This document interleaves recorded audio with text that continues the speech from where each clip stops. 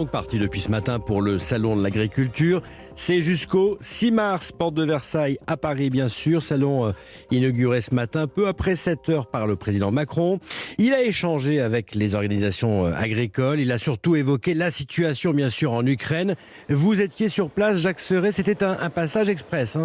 Oui, une visite express pour Emmanuel Macron au salon, arrivé peu après 7 heures, reparti juste avant 9 heures, avant l'ouverture des portes aux visiteurs. 2 heures de présence, un service minimum qui s'explique par le fait que le chef de l'État est complètement accaparé par la crise ukrainienne.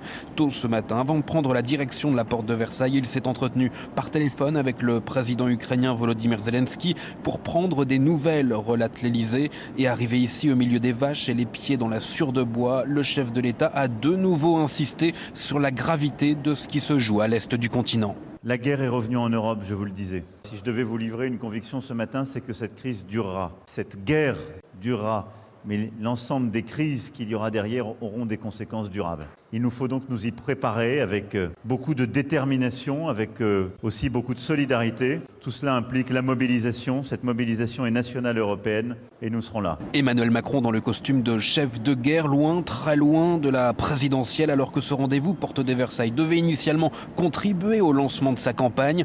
Ici, c'est le Premier ministre Jean Castex qui a pris le relais du président pour aller à la rencontre des agriculteurs.